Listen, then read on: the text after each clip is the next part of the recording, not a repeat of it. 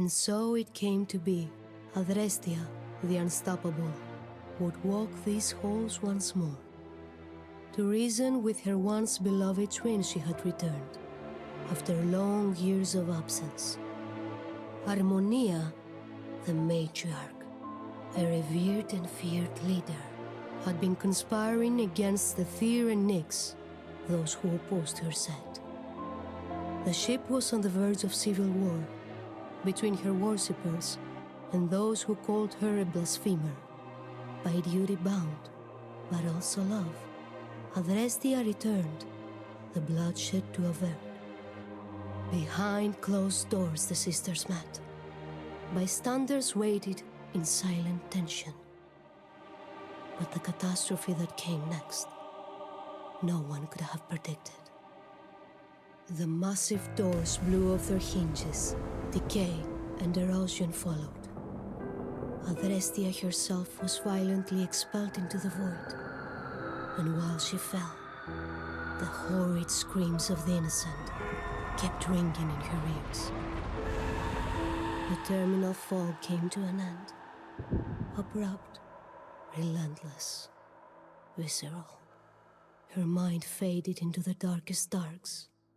Oblivion swept over her, rigid and unrelenting, like the soaring tide.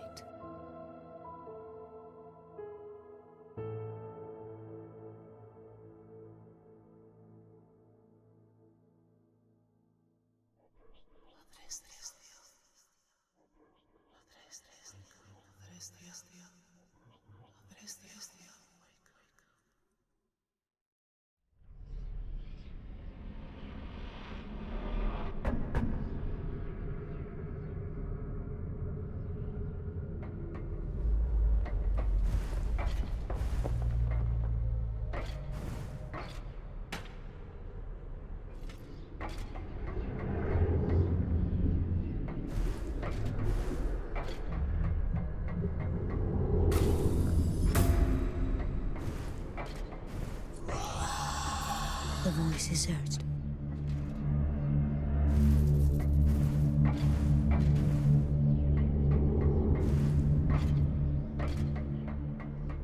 Groaning and sighing, awakened from a slumber deep, this place of oblivion and shadows reacted to her newfound awareness.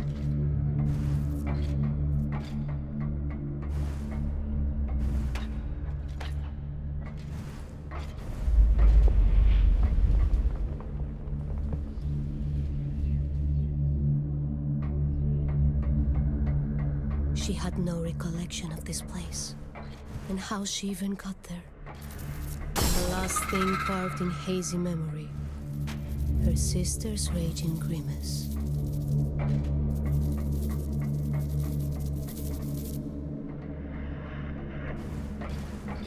A jarring contrast from before.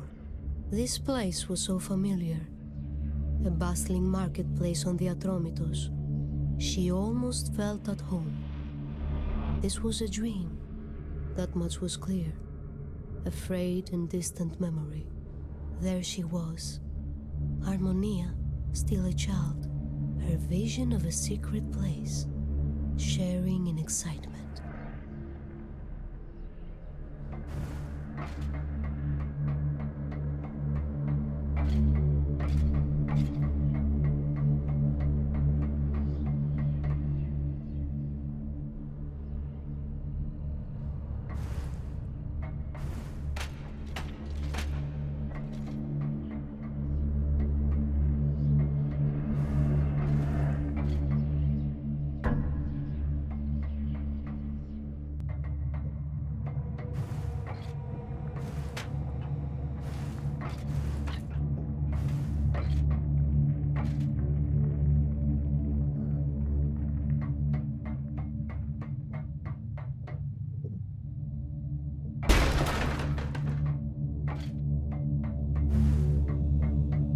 Her grip tightened around the weathered hilt. Her combat instinct writhed. If this forsaken place wanted to keep her as a prisoner, her blade it would now taste.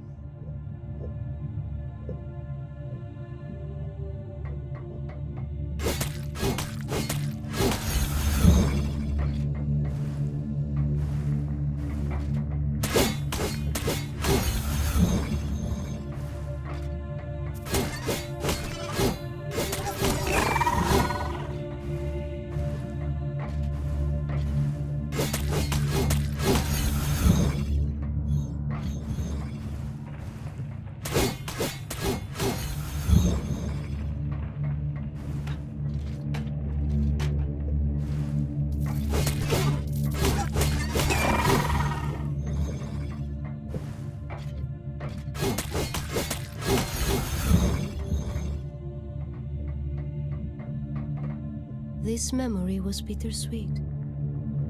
The day they came of age. And as was the tradition, a prophecy of what their future held, they sought together. Their innocence they left behind that day. A prophecy, horrendous. With an empty gaze, the oracle decreed. Harmonia's golden thread of life, Adrestia would sever.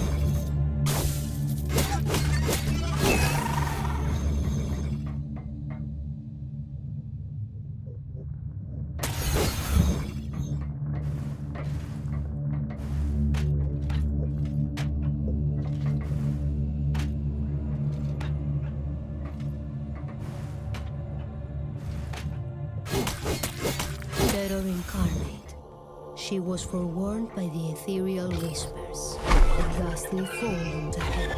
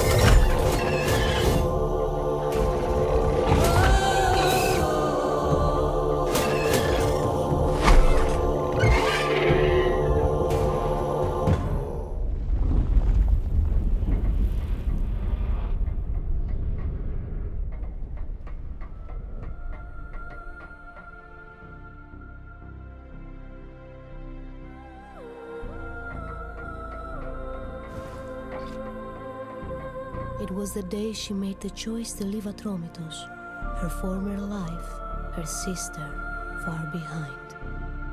Harmonia had now devolved to incoherent ramblings, visions she claimed of promised greatness and a stolen birthright. She cursed her for revealing the truth of her premonitions with one breath, and with the next, she pleaded for Adrestia to stay.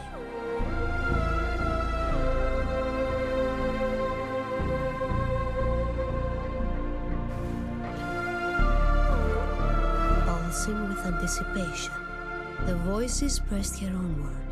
Salvation now was within reach.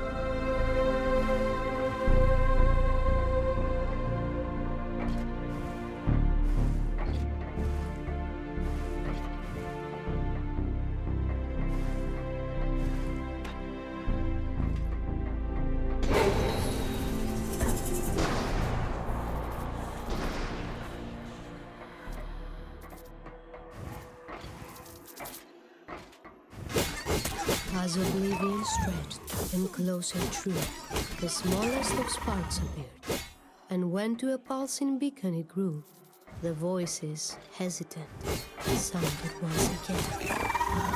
To merge her light with the beacon they commanded, and use its power to escape this place for good.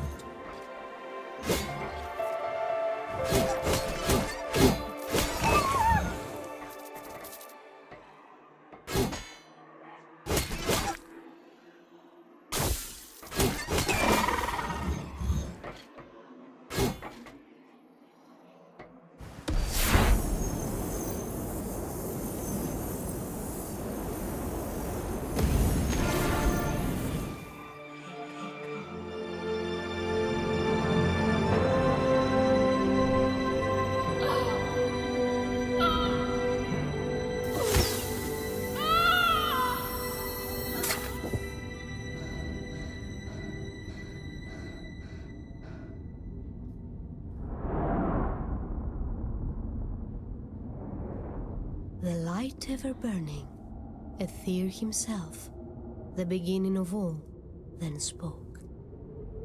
Time was of the essence still, and with his gift, she could now climb the once glorious hall. Many an innocent soul had met its tragic end, and many more would follow, unless the plan Harmonia pursued was quashed once and for all.